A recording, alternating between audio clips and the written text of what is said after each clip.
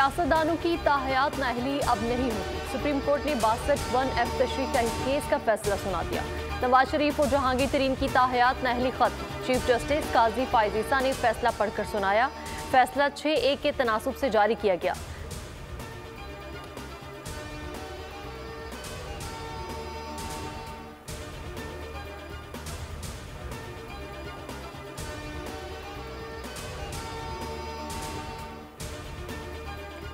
आइन में ताहयात नाअहली नहीं, लेकिन नाअहली उस वक्त तक है जब तक अदालत की डिक्लेरेशन मौजूद है। 62(1)F तशरीह केस फैसले में जस्टिस राजा आफरीदी का इख्तलाफी नोट सामने आ गया।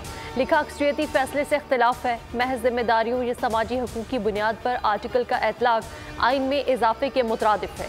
इलेक्शन एक्ट के शिक नाअहली की मुद्दत 5 साल करने की कानून साजी दुरुस्त है। समीउल्लाह बलोच केस में नाअहली ना ताहयात है, ना ही मुस्तकिल और ना ही मुख्तसर। केस में तय करदा असूल दुरुस्त है।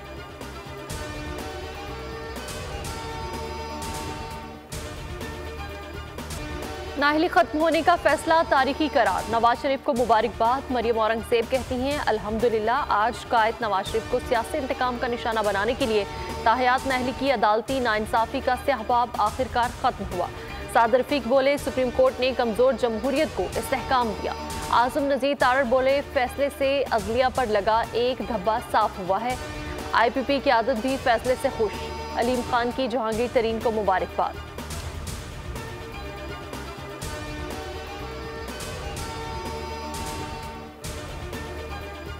पांच साल से जो कंट्रोवर्सी चल रही थी, सुप्रीम कोर्ट के लार्जर बेंच ने जो है आज उसको रिजॉल्व किया है। उस वक्त किसी भी कानून में, इवन आर्टिकल 62(1)F में उसकी मियाद मुकर्रर नहीं थी, वो उन्होंने तशरीह की थी। पाकिस्तान की आवाम की जीत है जो इस तरह के मैटर्स को चाहते हैं कि पार्लियामेंट के थ्रू डिसाइड किया जाए।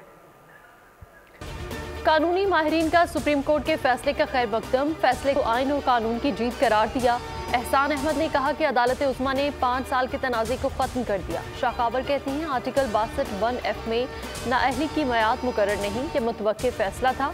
राजा खालिद महमूद ने कहा, मावराए आइन फैसले का यही इख्तिताम होना था। याहया फरीद बोले, सुप्रीम कोर्ट ने बावर कराया कि पार्लियामेंट की बालादस्ती हमेशा रहेगी। कौन अहल है कौन नाअहल, वोट से पता चलेगा।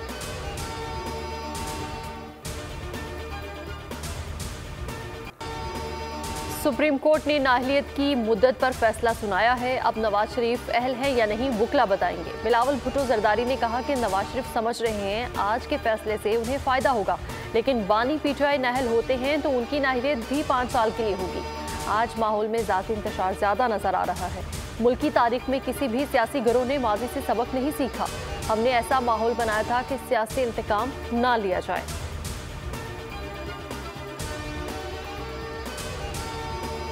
भुट्टो साहब चाहते हैं कि उनका हाथ पकड़ के कोई उन्हें इक़्तिदार में बिठा दे। उनके बयानात को इसलिए संजीदा नहीं लेना चाहिए क्योंकि उनके खुद वालिद मोहतरम ने कहा है कि अभी वो अंडर ट्रेनिंग है, तो वो वक्त के साथ साथ मेरा ख्याल है ज्यादा मैच्योर हो जाएंगे। बिलावल भुट्टो चाहते हैं कि उनका हाथ पकड़कर इक़्तिदार में बिठा दिया जाए। रहनुमा नून लीग एहसन इकबाल के चेयरमैन पीपल्स पार्टी पर वार बोले, बिलावल के वालिद ने कहा है कि वो अभी अंडर ट्रेनिंग है, उनके बयानात को संजीदा नहीं लेना चाहिए। बिलावल वक्त के साथ मैच्योर होंगे, उन्हें ट्रेनिंग पर तवज्जो देनी चाहिए।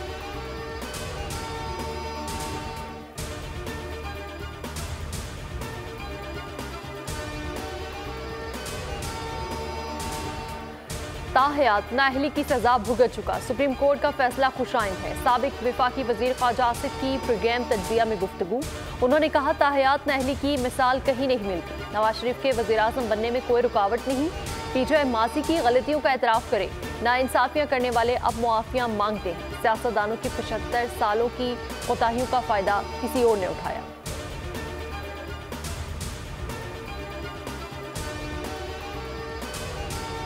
नून लीग और इस्तेहकाम पाकिस्तान पार्टी के दरमियान सीट एडजस्टमेंट के मामला तय। IPP को कौमी की 7 और सूबाई असम्बली की 11 सीटें मिलने का इम्कान। ज़राए के मुताबिक जहांगीर तरीन को लोधरा के बजाय NA 149 मुल्तान से एडजस्ट किया जाएगा।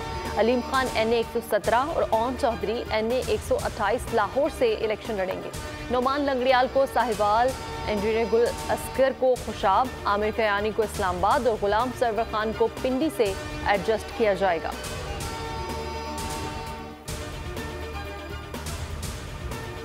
जिसे कहते हैं कि सीटों के हवाले से भी एडजस्टमेंट हुई है। 8 फरवरी 2024 को जो इलेक्शन हो उसके बाद एक MKM और PMLN ओरिएंटेड हुकूमत तश्कील पा सके इस सिंध के अंदर। लूट मार की सियासत नहीं चलने देनी, करप्शन की सियासत नहीं चलने देनी, सिंध के अवाम और पाकिस्तान के अवाम का जो हक है उनको वो हक दिलाना है। सिंध में मिलकर इलेक्शन लड़ने पर MKM और नून लीग में इत्तेफाक, फैसलों को अमली शक्ल देने के लिए मुश्तरका टीम बनाने का ऐलान। सिंध की आइंदा हुकूमत बनाने का भी दावा। अमीनुल हक कहते हैं कि सिंध में MKM और नून लीग की मखलूत हुकूमत बनेगी। NA 242 समेत बास मामलात आला क़यादत की तरफ लेकर जाएंगे। राना मशहूद बोले, कसीरुल जमाती इत्तेहाद बनाने का मकसद सिंध के आवाम को बदतरीन दौर से बाहर निकालना है। अब लूट मार, करप्शन, जबर और ज्यादती की सियासत नहीं चलेगी।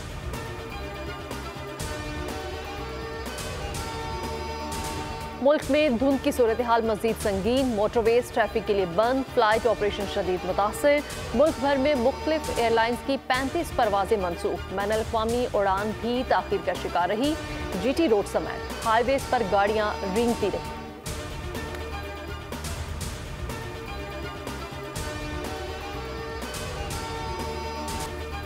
भुट्टो केस में सुप्रीम कोर्ट कसूरवार है या प्रोसिक्यूशन या उस वक्त का मार्शल लॉ एडमिनिस्ट्रेटर। पुराने समाज चीफ जस्टिस ने अहम सवाल उठा दिया।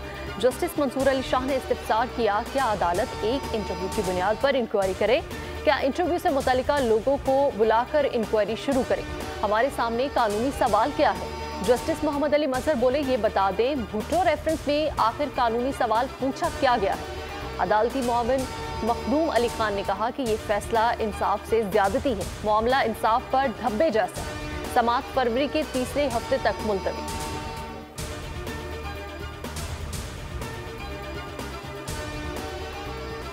इलेक्शन कमीशन मुकदमात भुगते या इंतखाबात करवाए? लगता है आप इंतखाबात का इल्तवा चाहते हैं। क्या PTI चाहती है कि 100% कागजाती नामजदगी मंजूर हो जाए? चीफ जस्टिस पाकिस्तान का लेवल प्लेइंग फील्ड केस में वकील लतीफ खोसा से मुकालमा। कहा, अगर आपको मुल्क के किसी इदारे पर एतबार नहीं तो हम क्या करें? ये कोई सियासी फोरम नहीं, अदालत के सामने दुखड़े ना सुनाएं। सबसे ज्यादा दरखास्तें PTI की आ रही हैं और सुनी भी जा रही हैं। इदारों की कदर करें, हर मुमकिन कोशिश कर रहे हैं कि इंतखाबात हों। दफा 144 और MPO सबके लिए होगा, सिर्फ PTI के लिए नहीं। समाअत 15 जनवरी तक मुलतवी। बल्ले का निशान वापस लिए जाने से मुतालिक केस की समाअत बुध को मुकर्रर।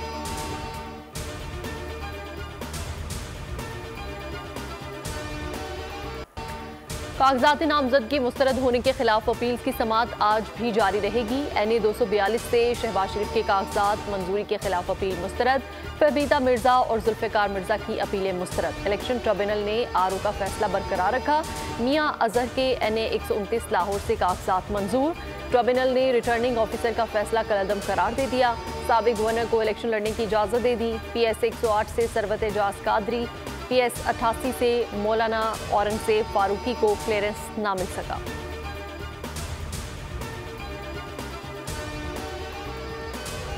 Army chief general Asim Munir का बहरीन का 2 रोज़ा सरकारी दौरा। फरमारवा शाह हमाद बिन ईसा वली अहद और अस्करी क़यादत से मुलाकातों में बाहमी दिलचस्पी, फौजी और सिक्योरिटी ताउन पर तबादला ख्याल। ISPR के मुताबिक बहरीनी क़यादत की इंसदादी दहशतगर्दी के लिए पाकिस्तान की कामयाबी की तारीफ। आर्मी चीफ की बहरीन नेशनल गार्ड के 27वें यौम तासीस की तकरीब में शिरकत। इंसदादी दहशतगर्दी की मशकों का शानदार मुजाहरा किया गया। सब्सक्राइब करें और बेल दबाएं ताकि कोई खबर रह न जाए।